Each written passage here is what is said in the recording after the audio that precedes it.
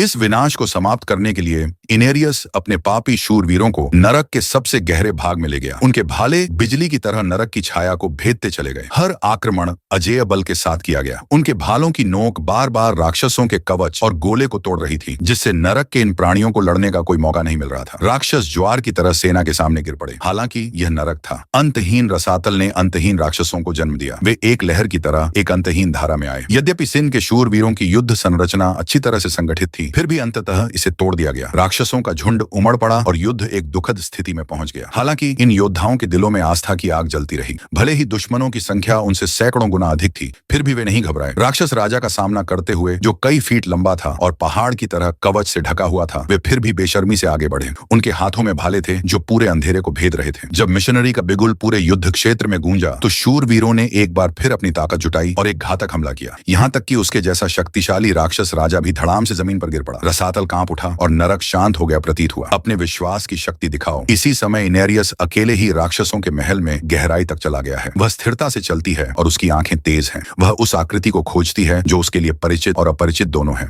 उनकी यात्रा का लक्ष्य उनकी पूर्व पत्नी भी है। एक बार उसने लोगों के बच्चों की रक्षा के लिए उनका पागलपन पूर्वक वध कर दिया, जिसके कारण इनेरियस स्वर्ग लौटने का अपना सपना पूरा करने में असमर्थ हो गया। अब विरोधाभासी विचारों वाले दो लोग फिर से मिलते हैं और यह तय है कि केवल खून ही दोनों अंगूठियां बना सकता है। इनेरियस ने मृत तारे द्वारा गढ़े गए पवित्र भाले से लिलिथ को छेद दिया। हालांकि लिलिथ द्वारा इस हथियार को आसानी से काट दिया जाता है। इसके बावजूद लिलिथ ने उस पर हमला नहीं किया। उसकी आंखें जटिल हैं, अतीत की भावनाओं की छवियों से भरी हुई हैं। लेकिन इनेरियस स्वर्ग की उदासीनता से पागल हो गया है। उसकी आंखों में केवल बदला और जुनून है। टूटे हुए पवित्र भाले को कसकर पकड़कर वह निर्दयता पूर्वक उसे लिलिथ की छाती में घुसा देती है। लिलिथ विश्वासघात के दर्द में चुप है। वह नाराज नहीं है और वह प्रतिरोध भी नहीं करती। हालांकि इन सब से इनेरियस को राहत नहीं मिलती। वह आकाश की ओर देखती है और कर्कश स्वर में प्रश्न पूछती है। आकाश एकदम शांत है। स्वर्ग बंद कर दिया गया है। उसके प्रति एकमात्र प्रतिक्रिया रसातल की अंतहीन उदासीनता है। लिलिथ उसे ठंडी निगाहों से देखती है। उसने धीरे से अपना हाथ बढ़ाया और क्रूरतापूर्वक उसके परी जैसे पंख नोच लिए। इनेरियस के पतन की राजसी आभा ने पूरे महल को प्रभावित किया तथा नरक की गहराई